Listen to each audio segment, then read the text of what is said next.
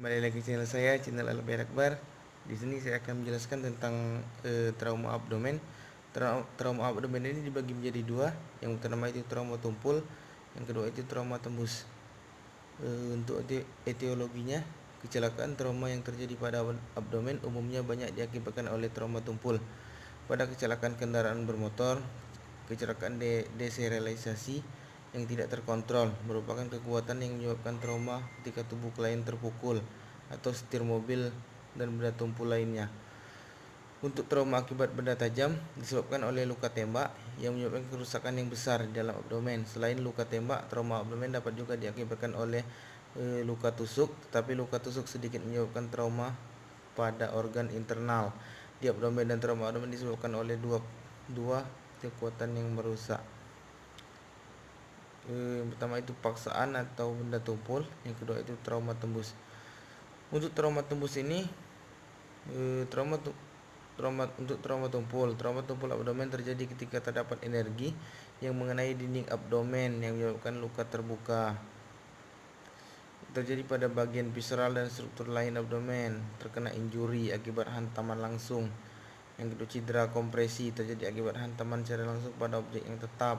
Gaya deserialisasi antara objek yang relatif diam dan objek bebas menyebabkan cedera berupa pergeseran atau perobekan. Yang kedua itu organ solid, paling sering hati, ginjal, kemungkinan mengalami ruptur sebagai akibat dari trauma tumpul.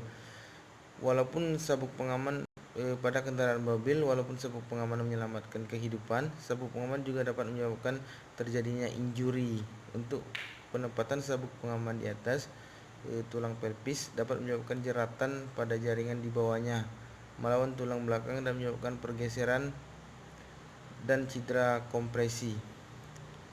Untuk tanda dan kemerahan atau memar dengan bekas tanda sabuk pengaman dapat mengidentifikasikan kerusakan bagian di bawahnya dan memerlukan monitoring secara terus-menerus.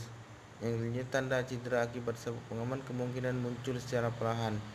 Untuk trauma yang kedua itu trauma tembus. Trauma penetrasi terjadi ketika suatu objek seperti peluru, pisau, dan fragmen proyektil menembus dinding abdomen, masuk pada kapum abdomen.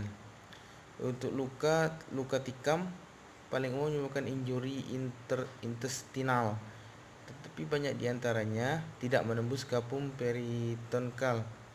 Di sisi lain, 96% sampai 98% luka tembak pada abdomen secara signifikan menyebabkan kerusakan organ intraabdominal dan pembuluh darah memerlukan intervensi pembedahan darurat. Untuk manifestasi klinisnya, trauma tumpul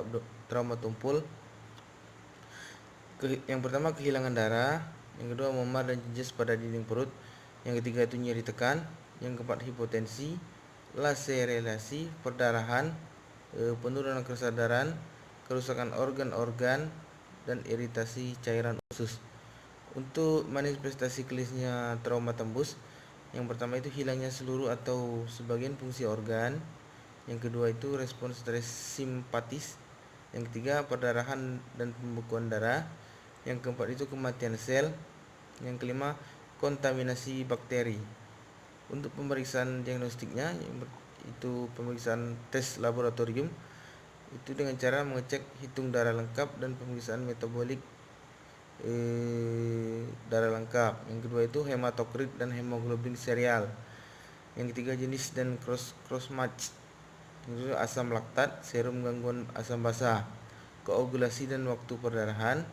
Kemudian tes fungsi hatinya, tes urinnya, yang selanjutnya pemeriksaan darah samar, isi lambung dan feses. Dengan selanjutnya CT scan, MRI, SGVT dan SGOT. Untuk penata laksanaannya di sini ada dua. Yang pertama itu ada pra hospital atau sebelum di rumah sakit. Yang pertama itu dengan cara airway, itu yang kita ketahui dengan membuka jalan napas. Kemudian yang kedua ada breathing, yang ketiga ada circulation. Untuk penatalaan di dalam rumah sakit itu trauma tembus atau penanganan trauma tumpul. Baiklah, itu saja yang dapat saya jelaskan. Saya akhiri dengan selamat sore.